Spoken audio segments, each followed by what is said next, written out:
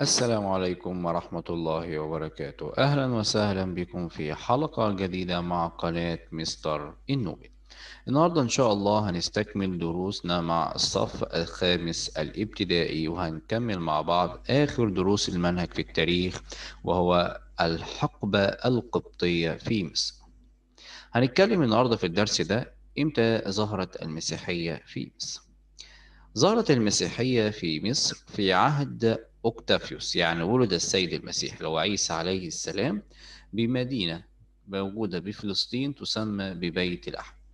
ونتيجة لاضطهاد الملك هيرودوس للعائلة المقدسة، رحلت أي ذهبت لمصر، وعادت بعد ذلك تلك العائلة المقدسة في قرية الناصرة بفلسطين، وأخذ يدعو إلى الإيمان بالله وإلى السلام وحب بني الإنسان والتسامح. وقد تعرض السيد المسيح للاضطهاد من اليهود والرومان. القديس مرقس قام بالتبشير، يعني بالتبليغ الرسالة أو الإنجيل في فلسطين وآسيا الصغرى ومصر.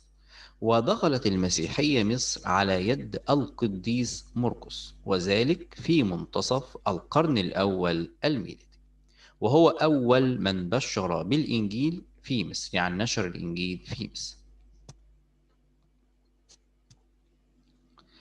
انتشار المسيحية في مصر: انتشرت تعاليم القديس مرقس بالإسكندرية، وهنا أخذ الرومان يتربصون له، فشيد أول كنيسة في الإسكندرية، وأصبح أول أسقف لها، وكافح حتى استشهد عام 68 ميلادي.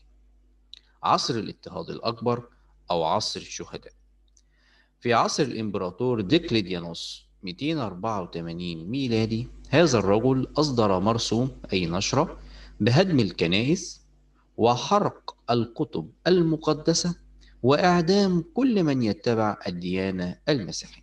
ولذلك فاتخذت الكنيسة القبطية التقويم القبطي في مصر بسنة ولاية هذا الإمبراطور، يعني من عام 284 ميلادي. وعانى المصريين من ظلم ويلات الحكم الروماني حتى جاء الفتح الإسلامي بقيادة عمرو بن العاص، الذي حرر مصر من أيدي الرومان عام 641 ميلادي.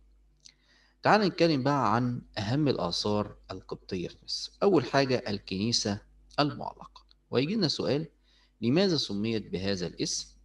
طبعا هي موجودة في مصر القديم لأنها أقيمت على أنقاض جدران برجين كبيرين من أبراج أحد الحصون الرومانية، وهي الكنيسة الوحيدة في مصر القديمة بدون قباب.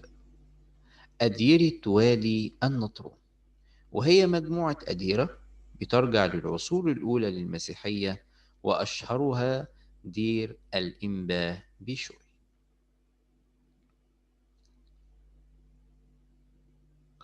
دير المحرق، وهو يعتبر أكبر الأديرة في مصر والشرق الأوسط، هو طبعا موجود في أسيوط، وهو ينسب لدير السيدة العذراء.